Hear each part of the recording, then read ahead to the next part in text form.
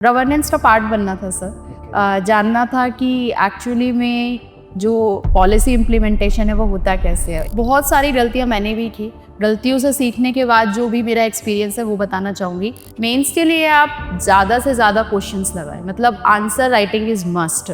आपको करना ही करना है, 3 घंटे बैठ के लिखना ही है। अर्बनाइजेशन है, ग्लोबलाइजेशन है, पॉवर्टी है, हर साल उस पर क्वेश्चन आ रहे हैं। कुछ इंट्रो कंक्लूजन रेडी रखिए। रैंक 1 मुझे नहीं लगता कि कोई रैंक 1 सोचता होगा। मैंने तो यही सोचा था कि बस कैसे तैसे लिस्ट में घुस जाएं। जो तैयारी की डायरेक्शन है उसको थोड़ा सा चेंज किया, क्योंकि जब आप किसी स्टेट का एग्ज़ाम देते हैं तो उस स्टेट को समझना बहुत ज़रूरी है। एटलीस्ट 3-4 घंटे तो फिर भी निकाल लीजिए, बिकॉज वो जो कंटिन्यूटी है ना, वो ही सक्सेस का मंत्र है। आपको अपना मोटिवेशन सेल्फ लाना पड़ेगा कि आपने स्टार्ट क्यों किया था। हेलो दोस्तों, आज हमारे साथ हैं नेहा पांचाल मैम। आपने अभी तक जान ही लिया होगा यूपीपीएससी 2024 रैंक 1, जो एक हाउसवाइफ भी हैं, एक मदर भी हैं और करंट में अभी एक यूपीपीएससी रैंक 1 है। तो आज मैम से जानते हैं कि उनकी जर्नी कैसे रही, क्या क्या हर्डल्स आए थे, कि उन हर्डल्स को उन्होंने कैसे फेस किया। ये सारी चीज़ें आज मैम से जानते हैं, लेकिन सबसे पहले उनका स्वागत कर लेते हैं। Congratulation ma'am. Thank you so much. Ma'am बताइए अपनी जर्नी के बारे में, कैसे सोचा सिविल सर्विस तरफ आने का। सर, सिविल सर्विसेज की तैयारी भी जब मैं अपने कॉलेज में थी, सोचा तो तब से ही था। लेकिन बीच में कुछ फैमिली प्रॉब्लम्स आने की वजह से नहीं हो पाया था। उसके बाद शादी के बाद मैंने सोचा कि अब अपना ट्राई देते हैं। गवर्नेंस का पार्ट बनना था सर। जानना था कि एक्चुअली में जो पॉलिसी इम्प्लीमेंटेशन है वो होता कैसे है। एक क्यूरियोसिटी थी कि किस तरह के चैलेंजेस आते हैं जनता के साथ। हमें जब हम जुड़ते हैं तो वो किस तरह की परेशानियों को रियल लाइफ में फेस कर रहे हैं। वहीं सबसे सर मोटिवेशन मिला कि सिविल सर्विसेज की तरफ जाने। ठीक है, तो आपकी जर्नी कैसे रही? लाइक प्री कैसे आपने कवर किया, मेंस पे कैसे किया, इंटरव्यू कैसे किया? क्योंकि बहुत सारे बच्चों का क्वेश्चन रहता है, पता ही नहीं रहता है कि सर प्री की तैयारी कैसे करनी है, मेंस की तैयारी कैसे करनी है। बहुत लोग ये बच्चे बोलते हैं कि प्री अलग करो, मेंस अलग करो। आप क्या सजेस्ट करेंगे उनको? इंटीग्रेटेड होना चाहिए, जैसे मैं बच्चों को बोलता हूँ इंटीग्रेटेड पढ़ाई होना चाहिए करेक्ट, हमेशा। करेक्ट। बहुत सारी गलतियाँ मैंने भी की। गलतियों से सीखने के बाद जो भी मेरा एक्सपीरियंस है वो बताना चाहूँगी। पहले मेंस तैयार कर ले, बिकॉज़ मैंने ये गलती की थी कि मैंने पहले मेंस तैयार नहीं किया था यूपीएससी के टाइम पर। लेकिन इस बार मैंने यूपीपीएससी में ये गलती नहीं की थी, मैंने मेंस अपना रेडी रखा था। मेंस के लिए आप ज़्यादा से ज़्यादा क्वेश्चंस लगाएँ, मतलब आंसर राइटिंग इज़ मस्ट। आपको करना ही करना है, 3 घंटे बैठ के लिखना ही है। आप कोचिंग में जाके लिखना चाहते हैं, वहाँ पे पॉसिबल है तो वहाँ लिखिए। अपने रूम पे बैठ के लिखना चाहते हैं, वहाँ पे लिखिए, लेकिन बहुत ज़्यादा लिखिए। प्री के लिए मेरा ये सजेशन है कि मैंने घटना चक्र किया था। घटना चक्र के बार-बार उन क्वेश्चन को, चाहे पॉलिटी हो, हिस्ट्री हो, इकोनॉमिक्स हो, ज्योग्राफी हो, पूरा घटना चक्र एटलीस्ट 4 बार रिवाइज़ किया था प्रीलिम्स के लिए। तो वो प्रीलिम्स के लिए काफ़ी अच्छा है। बाकी जो करंट अफेयर हैं, वो सब तो आपको करना ही है। और मेंस के लिए आपको आंसर राइटिंग बहुत ज़्यादा करना है। बच्चे बोलते हैं कि सर आंसर राइटिंग कब स्टार्ट करें? कि आप क्या सजेस्ट करें कि कब उनको स्टार्ट करना चाहिए आंसर राइटिंग? एक बेसिक पहले सिलेबस पूरा पढ़ लीजिए। ऐसा नहीं कि आपको पता ही नहीं है कि ज्योग्राफी में लैंड फॉर्म्स में लिखना क्या है। एटलीस्ट इतना तो पता होना चाहिए। जब पूरा सिलेबस पढ़ लिया है, उसके बाद आप जब अपना पहला आंसर लिखें, वो बहुत ही खराब होने वाला है। मतलब आपको लगेगा कि मैंने लिख क्या दिया? जब मैंने अपना पहला आंसर लिखा था तो मुझे लगा कि मैं तो कर ही नहीं सकती। क्योंकि हमें नहीं पता होता कि हमें कैसे वर्डिंग्स यूज़ करने हैं। जब आप बार-बार उस चीज़ को लिखेंगे ना, आपके दिमाग में अच्छे वर्ड्स आएँगे। और कोशिश कीजिए कि कुछ जो टॉपिक्स होते हैं, जैसे अर्बनाइजेशन है, ग्लोबलाइजेशन है, पॉवर्टी है, हर साल उस पे क्वेश्चन आ रहे हैं। कुछ इंट्रो कंक्लूजन रेडी रखिए, 3-4 क्वेश्चन्स के एटलीस्ट। उससे होगा क्या कि जो नया क्वेश्चन आएगा उसके लिए आपको समय मिल जाएगा और आप उसको अच्छे से अटेम्प्ट कर पाएँगे। ठीक है। आप एक मदर भी हैं, हाउसवाइफ़ भी हैं, तो कैसे मैनेज किया टाइम को? जैसे बहुत सारी अभी हाउसवाइफ़ है जो तैयारी करना चाहती हैं, जो तैयारी भी कर रही हैं, लेकिन वो टाइम मैनेज नहीं कर पाती हैं। कई बार आपको पता है हाउसवाइफ़ होने के कारण फैमिली सपोर्ट नहीं मिलता है, तो कैसे मैनेज किया इस चीज़ को? बहुत ज़्यादा प्रॉब्लम तो थी डेफ़िनेटली।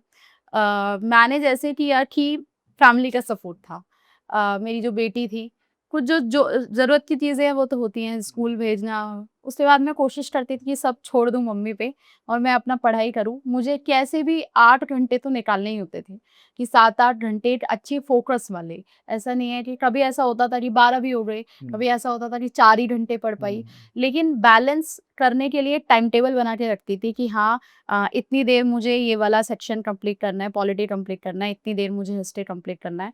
और दोनों चीज़ों में बैलेंस के लिए फैमिली को सपोर्ट है कि मतलब फैमिली के सपोर्ट के बिना नहीं हो पाता। मेरे इन-लॉज़ हुए, मेरी इधर वाली फैमिली हुए, दोनों का सपोर्ट था। क्या रिएक्शन था आपका? पहले सोचा था कभी कि रैंक 1 आ जाएगा? पहले तो हम लोग यही सोचते हैं कि एटलीस्ट लिस्ट में नेम आ जाए। बिल्कुल यही तो सोचा था। रैंक 1 रैंक 1 मुझे नहीं लगता कि कोई रैंक 1 नहीं, सोचता हाँ, होगा।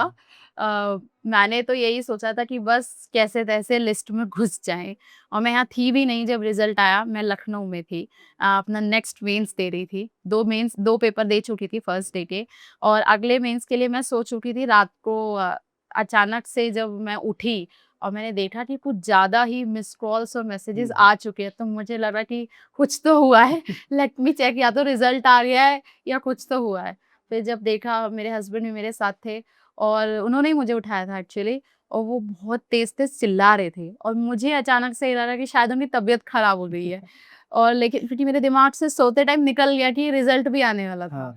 तो फिर उन्होंने बताया कि बहुत सारी मिस्ड कॉल्स पड़े हैं और ऐसे-ऐसे रैंक 1, तो अनएक्सपेक्टेड था सर, बहुत ज़्यादा इधर अनएक्सपेक्टेड था। फैमिली का क्या रिएक्शन था फिर? फैमिली तो बहुत ज़्यादा खुश है। जब रह गया था यूपीएससी में 2 नंबर से, तो उस टाइम बहुत ज़्यादा मोरल मतलब टूट गया था कि नहीं हो पाएँगी चीज़ें। लेकिन फिर 3-4 साल से उत्तर प्रदेश की तैयारी कर रही थी। अपनी जो तैयारी की डायरेक्शन है उसको थोड़ा-सा चेंज किया, क्योंकि जब आप किसी स्टेट का एग्ज़ाम देते हैं तो उस स्टेट को समझना बहुत ज़रूरी है। बिल्कुल, बिल्कुल। और उत्तर प्रदेश तो एक बहुत बड़ा बहुत बड़ा। स्टेट है। हर स्टेट को मतलब उसका डेवलपमेंट मतलब भारत का बिल्कुल, डेवलपमेंट है। बिल्कुल। तो सारा समझा उत्तर प्रदेश को पीसीएस देने से पहले कि अच्छा ये सारी चीज़ें ज्योग्राफिकल, इकोनॉमिक, पॉलिटिकल सेटअप कैसा है, ये सब रहा सर। अच्छा, आपकी पूरी जर्नी में पीडब्ल्यू का क्या रोल था? पीडब्ल्यू का डेफ़िनेटली इम्पोर्टेंट रोल था। मेरा जो इंटरव्यू गाइडेंस प्रोग्राम था, आप भी थे हुँ, उसमें। तो वहाँ पे मैंने सर ने मुझे बताया था आफ्टर मेरे इंटरव्यू के बाद कि थोड़ा पेस ज़्यादा हो रहा है, तो हुँ, उसको थोड़ा कंट्रोल कीजिए, वो थोड़ा किया था उस पे काम। साथ ही साथ जो पेपर 5 एंड 6 होता है यूपी स्पेसिफिक, उसके लिए जो पीडब्ल्यू ओनली आईएएसटी जो बुकलेट हुँ, मार्केट में हुँ। आती है, तो सोर्सेज़ थोड़े लिमिटेड हैं। वहाँ से जो आपकी बुक थी उसमें से मैंने जो कंटेंट था उसको निकाल के अपने नोट्स तैयार कर लिए थे। तो इस तरह से पीडब्ल्यू ने हेल्प किया है। ठीक है। जैसे हम लोग ना जब पढ़ाई करते हैं तो 6 दिन अच्छी पढ़ाई होती है, जैसे अभी आपने बोला 8-10 घंटा, फिर 7वें दिन ऐसा लगता है छोड़ो रेस्ट करो, कर लेंगे क्योंकि बहुत टाइम पड़ा है। कई बार डीमोटिवेशन भी होता था, तो कैसे फिर अपने आप को बाउंस बैक करते थे उस सिचुएशन में? हाँ सर, बिल्कुल। 5 दिन, आप तो 6 दिन कह रहे हैं, मेरी तो 5 ही दिन होती थी। 5 दिन तो अच्छे से होती थी और छठे 7वें दिन लगता था कि बहुत ज़्यादा हो गया मतलब, और मैं तो इतने लंबे समय से भी पढ़ रही हूँ। तो उस दिन मैं 3-4 घंटे ही पढ़ पाती थी। कभी-कभी ऐसा होता है कि 3-4 घंटे में भी आपको ऐसा लगता है कि आज बहुत अच्छा हो गया। कभी ऐसा लगता है कि 10 घंटे भी पढ़ लिए कि फ़ोकस से नहीं हो हाँ, पाई। तो डेली आपको कंटिन्यू तो रहना पड़ेगा। चाहे आप 3 घंटे भी पढ़ें, अगर किसी दिन ऐसा कोई है कि शादी है या कुछ और काम है, तो एटलीस्ट 3-4 घंटे तो फिर भी निकाल लीजिए। बिकॉज़ वो जो कंटिन्यूटी है ना, वो ही वो बहुत सक्सेस का ज़रूरी है। मंत्र हाँ, है। अगर आप ऐसे करेंगे कि 4 दिन आप बहुत ज़्यादा पढ़ लिए और 3 दिन आप पढ़े ही नहीं, तो नहीं हो पाएगा। कम पढ़ लीजिए उस दिन, अगर लग रहा है या और भी कोई काम है, आपको कहीं जाना है, कुछ है, थोड़ा बहुत, ऐसा भी नहीं है कि आप बिल्कुल अपने आप को मतलब, हाँ, सोशल मीडिया पे जो चीज़ें हैं उनसे कट ऑफ होना पड़ता है, लेकिन अपनी social life, media is different और सोशल लाइफ इज़ हुँ, डिफरेंट। इतना भी कट मत होइए कि फैमिली का सपोर्ट मिलना ही बंद हो जाए, हुँ। क्योंकि वो भी एक बहुत इम्पोर्टेंट रोल प्ले करता है। बिल्कुल, जैसे अभी आपने सोशल मीडिया बताया, सोशल मीडिया के कारण अभी डिस्ट्रैक्शन बहुत होता है। लोग रील देखते हैं, शॉर्ट्स देखते हैं और वहाँ पे जो भौकाल दिखाया जाता है ना सिविल सर्वेंट का, उसके अगर मोटिवेशन मिलता है उनको थोड़ी देर के लिए, 2-4 घंटे पढ़ते हैं, फिर डाइल्यूट हो जाता है वो मोटिवेशन। तो ऐसे बच्चों को क्या बोलेंगे आप? वो बहुत टेम्परेरी मोटिवेशन है, हाँ, मतलब वो आप 1 घंटे के लिए पढ़ने बैठ जाओगे कि अच्छा मैंने अभी वीडियो देखा था।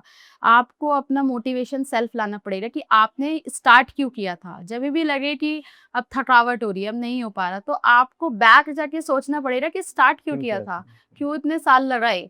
कुछ अच्छा करना था, इसलिए ही करना था। वहीं से आपको मोटिवेशन आएगा, उन वीडियो से तो कुछ 1 घंटे का ही मोटिवेशन आएगा। तो अभी क्या सोचा है फिर, क्या करेंगे जाके अब यूपी में? अभी तो सर मतलब बहुत बड़ी ज़िम्मेदारी सी लग रही है कि मतलब ठीक है, अब उस जर्नी को ख़त्म किया है और यहाँ तो पहुँचे हैं, लेकिन असली जर्नी अब जिस स्टार्ट चीज़ के लिए मैंने सोचा था कि अब काम कैसे करना है, वो सीखने को मिलेगा। पहले कि कोशिश ये रहेगी कि महिला भागीदारी को बढ़ाऊँ यूपी के अंदर, क्योंकि महिला भागीदारी से मुझे लगता है कि देश का विकास जो है वो सर्वांगीण तरह से होगा। बिल्कुल हो सकता है। तो ये मेरी कोशिश रहेगी। बाकी कोशिश ये रहेगी कि जनता तक पहुँचूँ, जो भी लोग हैं वो अपनी समस्याएँ या जो भी मुझे लग रहा है कि चैलेंजेस हैं ग्राउंड पे, उनको सॉल्व करने की कोशिश करूँ कि क्या बेस्ट तरीके से लोगों का पार्टिसिपेशन बढ़ा के उस चीज़ को सॉल्व किया जा सके। बिल्कुल, हम यही आशा करते हैं कि आप जाएँ, जो ग्राउंड लेवल पे ऑल्दो यूपी अभी बहुत प्रोग्रेस कर रहा है, लेकिन चैलेंजेस अभी भी एग्ज़िस्ट करते हैं वहाँ पे। जैसे अभी आपने बताया, वुमेन का इश्यू है, पॉवर्टी है, अनएम्प्लॉयमेंट, अभी बहुत सारे चैलेंजेस हैं। हम लोग यही चाहते हैं कि बस आप लोग ग्राउंड पे जाके जो चैलेंजेस हैं उनको ओवरकम करें, उनको ठीक करें और यूपी को और आगे लेके जाएँ। जी सर, तो once again congratulation and thank you so much. Thank you.